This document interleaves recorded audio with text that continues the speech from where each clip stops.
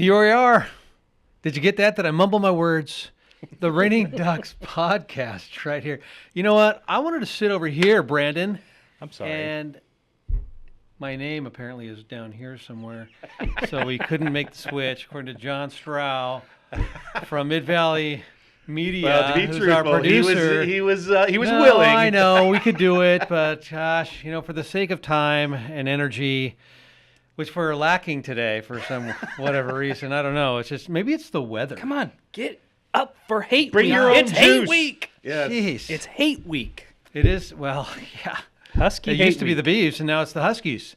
But Raining Ducks podcast here, guys, and brought to you by Salem Nissan, our main sponsor of this fine podcast, and hearing it over the airwaves on KYKN as well, 1430, and the KYKN app. And, guys, we have to go back and talk about this Wisconsin game that was almost a debacle, which when I was watching, I saw this thing on the calendar way back in the day. I'm like, Wisconsin, late in the season, cold weather, this could be a problem, and it ended up being a problem.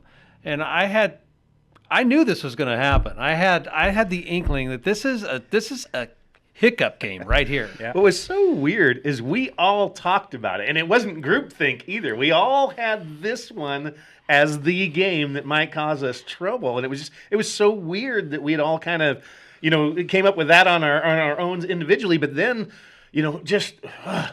I didn't notice the 2 weeks beforehand that they got to prepare for us either. I mean, third game in a row with coming off of a bye week that we were playing against, and we were 8 weeks in a row in. That was just like, wow. And that's what I was, going out there and seeing it all in person, and everybody's like, "Oh, you guys are going to kick our butts. It's going to be a blowout. I don't even know why we're here." I go, "I don't think so. I think this is going to be a competitive game.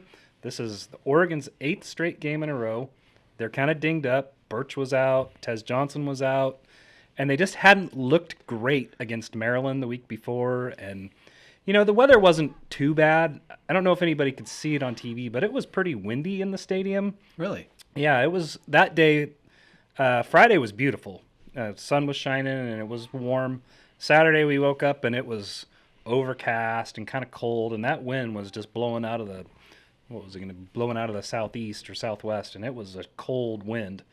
And I don't think it got much above 44, 45 degrees that day. And then, we kicked off at night, and it didn't rain during the game at all. Rained on our way back to the car, but it was a chilly day. Yeah. And that's what you're going to get this time of the year, and that's why this game really concerned me, and rightly so. Both quarterbacks did not look good. Play calling from Walt, a.k.a. Will Stein. He's Walt in my book. I don't know. You're calling him Walt this week? I'm calling him Walt. That's just what I got. I don't like the play calling that's going on, and if it wasn't for the 4th and 9 play, Dylan Gabriel threw a seed to Terrence Ferguson, and I'm telling you that was unreal. I don't even know how it even got in there. He was going to be a hero or a zero because he threaded the needle on that. Did you watch the Ducks versus them on that? I did not. Oh, it is really cool. You've got to watch that one. They do such a good job of setting up, the whole thing. They had that jump around thing. So Dan Lanning had a thing with the jump around. He went through the story of Pavlov's dogs, ringing the bell, and the dogs would salivate when they get their food. Yep. So just the ringing the bell would do it, right? So he had that with jump around. So all week long, whenever they were going to do something special in practice or whatever, they played jump around, and it got everybody excited. They all jumped and hooped and hollered and stuff.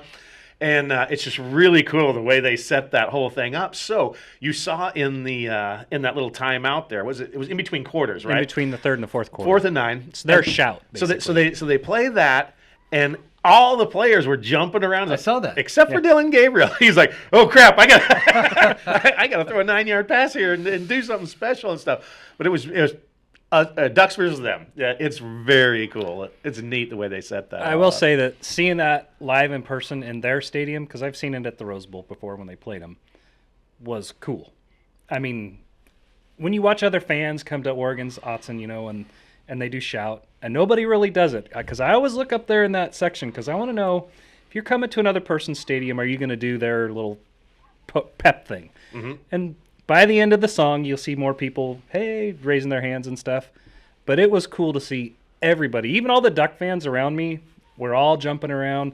And then to look down and see the team jumping around, I was like, yes, this is awesome.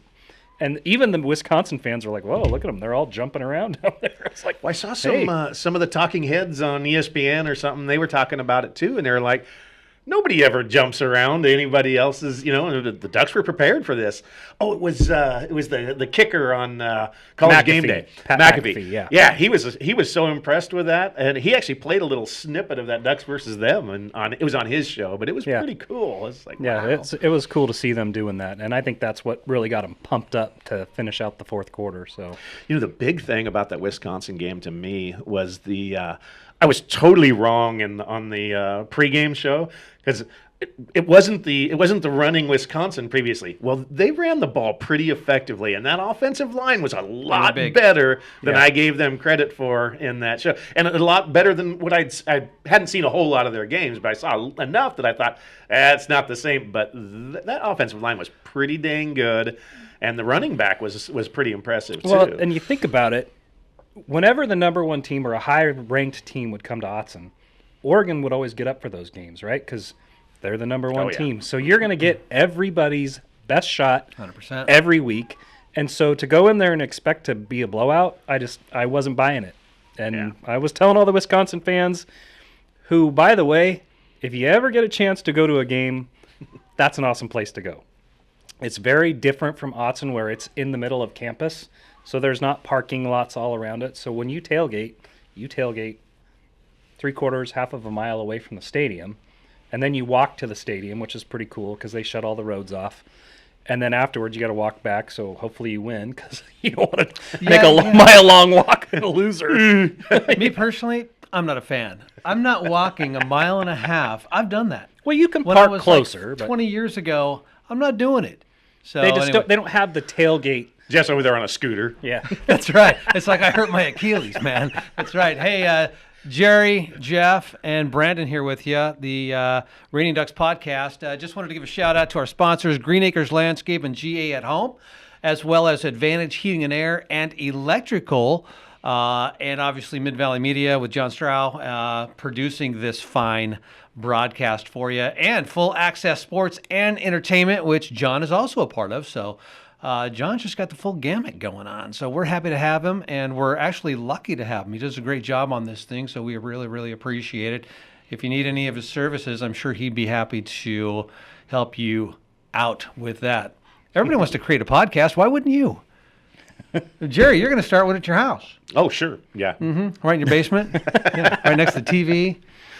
Oh, gosh. So it was wild this last weekend. So we're talking about a game that happened 2 weeks ago, okay? And really, it's kind of out of sight, out of mind now. Now you got to look forward to Washington. But this last weekend, you had Ohio State taking on Indiana. Ducks have already clinched the Big Ten championship game, which is going to be taking place, 5 o'clock on December 7th at Lucas Oil Stadium, I believe, in Indianapolis. So I was looking at tickets actually yesterday going, I wonder how much those are going to cost. And I'm looking at stuff, they're kind of at the corner of the end zone, whatever, and they want $700 a ticket for that. It's like, are you kidding me? I wouldn't Really? pay that to go do that. Well, I mean, we could probably go through Duck Guy. Titus, who's our hookup down there at the University of Oregon. I'm sure there's some there, but so if you need some tickets, call Titus or email him, Titus at, I don't know, Oregon Sports. I'm not sure exactly. UOregon.edu. Titus Lawrence, I think that's his name, yeah.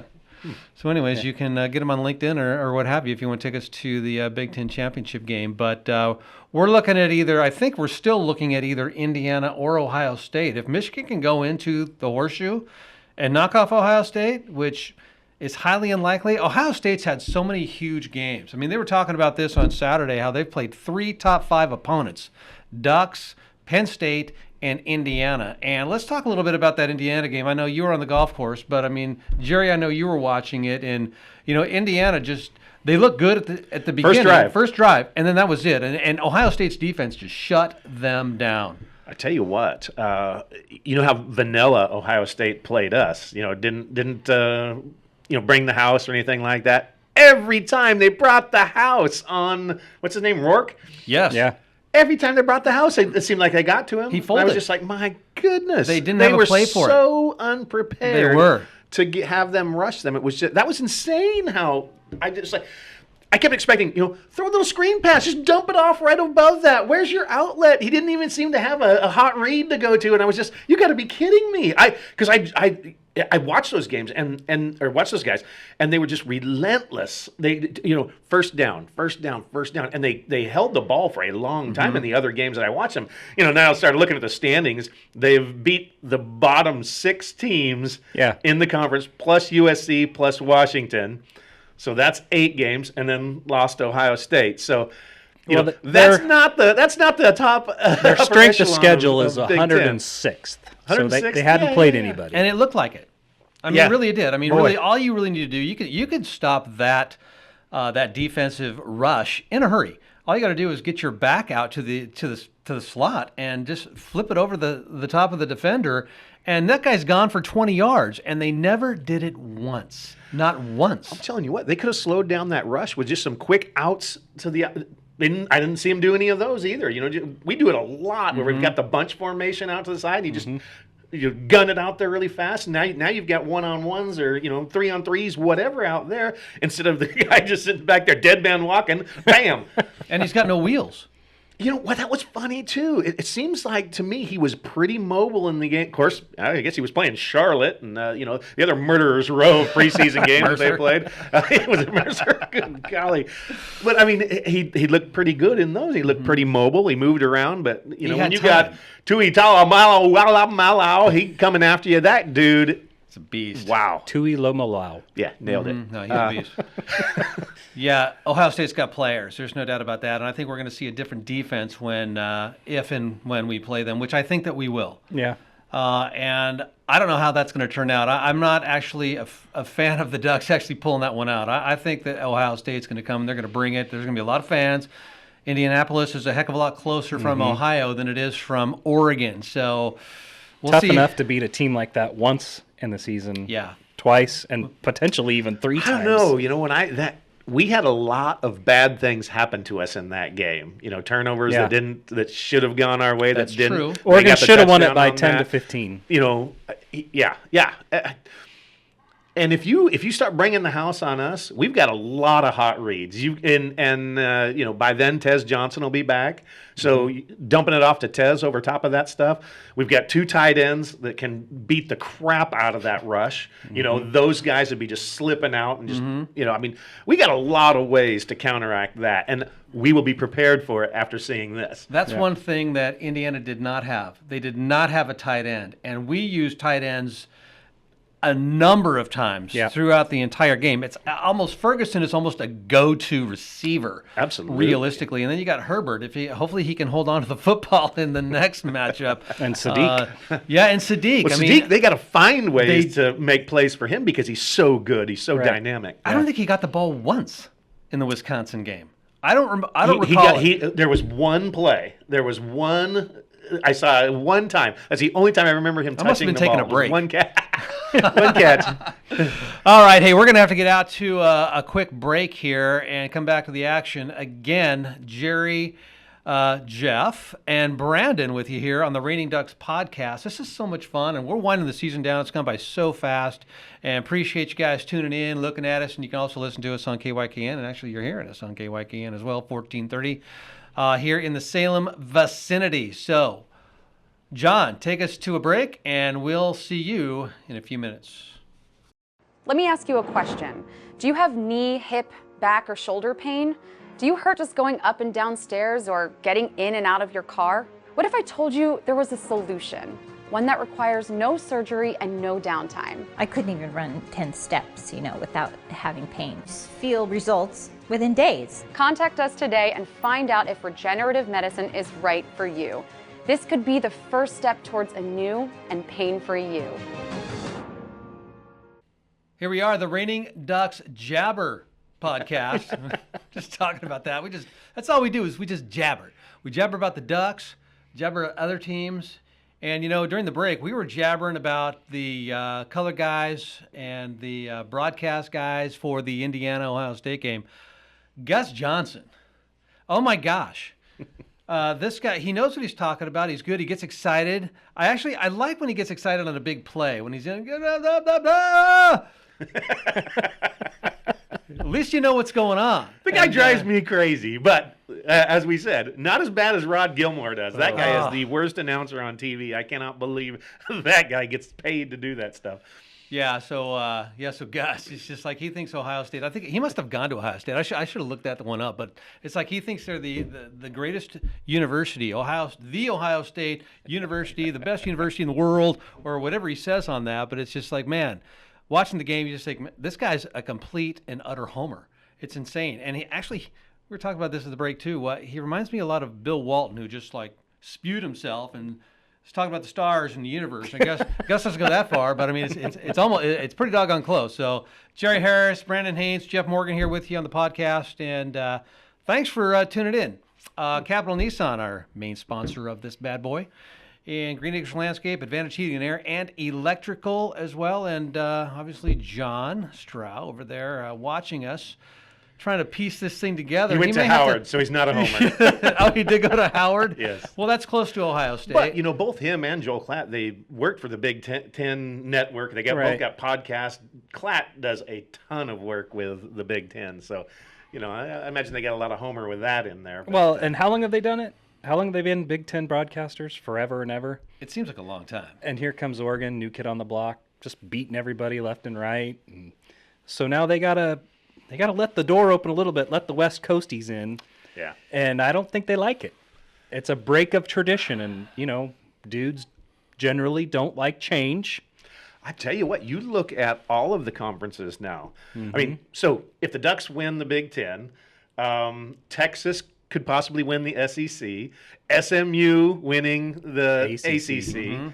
Who Arizona State. Arizona State or BYU or somebody. Colorado. I mean, all the newcomers go in and win these conferences. It's like, some of that braggery goes out the window. It's like, you let a new guy in and he takes. So maybe the lead from Pac-12 you. wasn't as bad as everybody said we were. I was just going to say that. Huh? I was just going to say that. It's like you got Arizona State, who just knocked out BYU, and did you see that finish of that game? Fans are on the field. They had to get him off. There was like 1 second left. I don't know what that was. They lost like 45 yards just from the quarterback from ASU just running backwards. It's just like, what's Dillingham doing? I mean, just score a touchdown and end the game.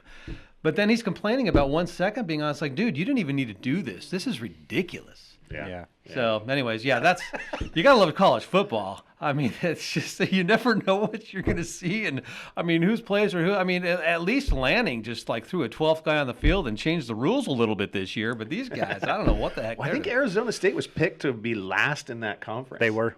So dead last. Good for Dillingham. Crazy. He could be coach of the year in the Big 12. Yeah, absolutely. Well, and their quarterback is a kid out of Oregon. He came out of Tualatin or West Lynn or something like that. I think West Lynn. Mm-hmm. Yeah, and just Oregon never really recruited him because they had Nix and Moore, and Dillingham got him, and he's played really well this year. All right, so we've avoided this for a while now. So the Ducks are going to take on the Huskies this Saturday. It's a 4:30 kickoff. We were actually hoping for an earlier one just so it didn't waste the entire day. But apparently it is going to waste the entire day. Not that there's anything wrong with that. But we're going to be down there for our broadcast Tailgater show, which is just an extended version of this Running Ducks podcast. And we have a lot of fun. Come on down. We're in the center field parking lot at the baseball stadium. And right outside of center field. Yeah. Pretty much Pretty right cool. under the flagpole. That's exactly right. Yeah. So we know which way the wind is blowing. So, we'll have a weather forecast for you as you're coming down to the game. I tell you one thing, it's not going to rain. Thinking about Hate Week and the Huskies do a lot of creative stuff to just ruffle the feathers of the Ducks. I remember a few years back that bridge in Portland. You can pay a little bit of money and they'll change the colors on it. So they changed it to purple and gold. The lights on it and lit it up for that. But so my buddy Keith, he's longtime Husky. We've been going back and forth. I go to the games up there. He goes to the games at Oregon, and. So is he coming? Long-time season ticket holder. Well, I haven't talked to him in a while on this. I can't believe he's not blowing me up right now. But one of the first times, so I just moved into my old house in Turner, right? And he and I put up a one of those cyclone fences together. And I got up in the morning and I'm just, getting a drink in the kitchen. And I look out back and I'm like, what the heck is that? And there's like styrofoam cups tucked into my fence out there, and I'm wiping the sleep out of my eyes, and I'm looking at it like, what does that say? And it looked like it said, go away. I just moved into this house. I'm like, oh, great, I'm getting kicked out of the neighborhood already. What did I do already? And then I looked a little carefully and it says, go dogs, DAWGS. He spent, I don't know how much time. It was big. I don't know how many styrofoam cups he went through, but just stupid crap like that, and it's like, man, these Husky fans. So that's good-natured fun. It is. I've talked about this with Beaver fans all the time. It's like, I root for the Beavers when they're not playing the Ducks. Good win this weekend, by the way. Yeah, that was a great win. yeah. They won the Pac-2. They did. They Washington State. I was shocked. I couldn't believe it. But they So played really I'll well. root for them when they're not playing the Ducks, and I want to see them do well because state of Oregon, a lot of my friends are Beaver fans. Okay, keep talking. However, when the Huskies play somebody else, I root for the other team. I want to see them lose every single game. I don't care who they're playing. I want to see them lose. I don't like I them. think it's just a long-termer because the Dogs, back in late 80s, early 90s, they were great, and the They were Ducks were great. terrible. Yeah. And so now it's just The Don James era. Ugh. Yeah, they were really, really good, and the Ducks, they stunk, and so now it hasn't really switched because let's be honest, the Dogs have won 3 in a row right now. Yep. So this one coming in here right now, I would think that Lanning would want to put an absolute hurt on the Huskies on Saturday. Yeah, I can't wait run to it watch up. the Ducks versus them when we do put that hurt on them. 2 weeks worth of preparing them to do this. Oh, That's right. So we finally have 2 weeks to prepare for a team. I mean, it hasn't happened since back in I don't know. September. Yeah, I guess it was September. Yeah. We didn't play anybody worthwhile. I don't think. I mean, it was just kind of another preseason It was game. UCLA. It was At UCLA. Was it- yeah, because it was after okay. the Beaver game, I think. Yeah, I guess that And then was we went late. down That there. was late September, wasn't it? Like 28th or something. Okay, yeah, and we played really well. At least the first half, until the very end. But hey, again, shout out to our sponsors: Capital Nissan, Advantage Heating and Air and Electrical, and Green Acres Landscape, GA at Home. Appreciate their support. So I think the hate goes back even before the 70s and 80s. Was it the 48? It was in either the 40s or the 50s in the old Pacific Coast Conference. Oregon and Washington had tied. I think Oregon had one more victory. But so they went to the members of the conference, and they had to vote who was going to go to the Rose Bowl. Washington convinced Montana at the time to vote Oregon out of the Rose Bowl. Oh, it was between Oregon and California who was going to go. That's what it was. Yes.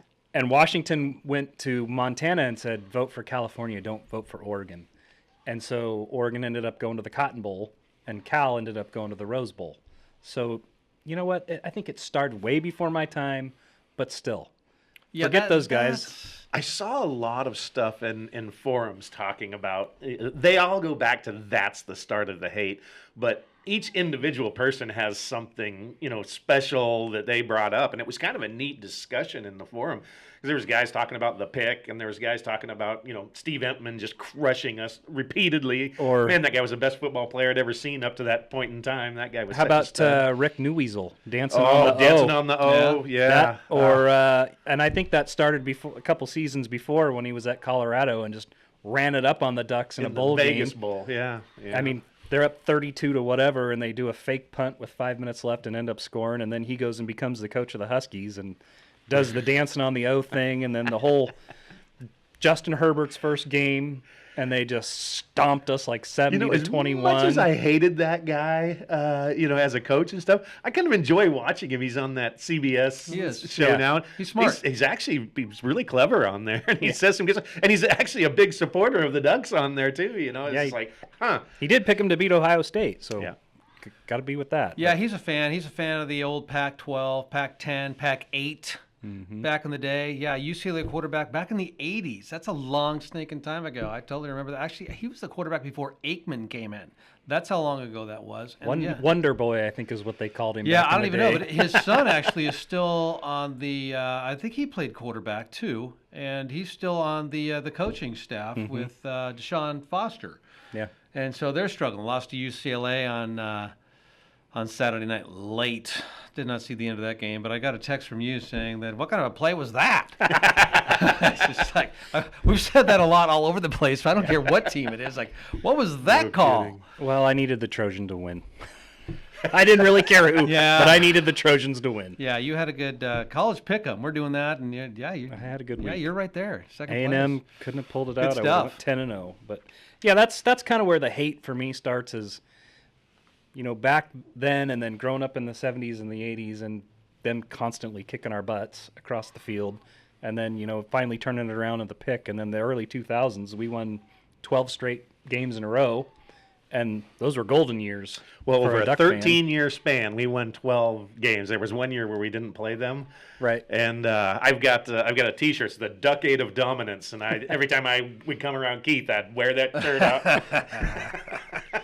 But they're they've kind of struggled this year. They brought Will Rogers in from Mississippi State, and I think that was a Kalen DeBoer. He recruited him, and then when DeBoer left for Alabama, he was going to leave, and then Fish got hired, and he decided to stay.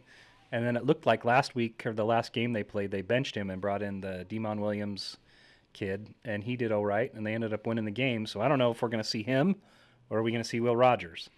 I kind of like Fish as a coach too. I He's hate good. that he's at the Huskies and stuff, but he's Yeah. a good game planner and Yeah. stuff. I don't think he's got quite his guys No. up there at Washington yet. And when DeBoer left, they lost a lot of fellas. When we Yeah. were the beneficiary of one of those guys, Yeah. the little number 7, Yeah. Jabbar Muhammad. They lost a lot of guys. So there's they're doing some healing there. He did really well at Arizona last year. I think they went They did 10-2 really, really or good. something like Yeah. that. And so he's a good And coach. Arizona's fallen off, and Yeah, there's they've- a lot of good guys still there. That Yeah. quarterback is something. Yeah, that's a coaching issue. I'd like to really. have that receiver, Tetero McMillan. Oh, gosh. That guy would be a stud. I But know he originally. He's probably committed to gone us, after too. this year. Yeah. So, yeah, it'll be interesting to see who starts. The running back's pretty good. Is it Coleman? Yeah. Yeah, he's a pretty good running back. And they don't have quite the wide receiver talent that they had last year, with the Dunze and Yeah, they're gone. Yeah, They graduate. they're in the league. They go to the pros. Yeah, So what are we thinking? I mean, shoot, the Ducks are what? It was, I think it's 19.5 points. That's the spread right now. Early, obviously, in the week, but that might get bigger Mm-hmm. actually as the week progresses, because I just don't see Washington. They have been getting destroyed by the upper echelon of these leagues, and I don't know, man. I mean, 6 points against, I think, Ohio State is what they scored. So was it Ohio State or Penn State? It might have Penn been State. Penn Yeah, State. you're right. It was yeah. Penn State. This is a rivalry game. It is. So all the stuff On the goes Ducks' out the home window. turf, yeah. Yep. On the Ducks' home turf. So I just don't see this thing being a game. But anytime you think that, it just seems like our offense has just digressed ever so much over these last 3 games. And I don't know if that has anything to do with the fact that we've been playing 8 games in a row without a break, and we've got injuries, and people are just dinged up. It happens to everybody, I know, but this could be a little bit closer than we think it's going to be. And Lanny never runs it up. So we have that to look at too. So, well, guys, this podcast is coming to a close. And if you're listening on the radio, that's coming to a close too. So, Jerry, thanks. Brandon, appreciate it. Jeff Morgan here. John, thanks for putting this thing together for us. And we'll see you next week. Take care, everybody. Go Ducks.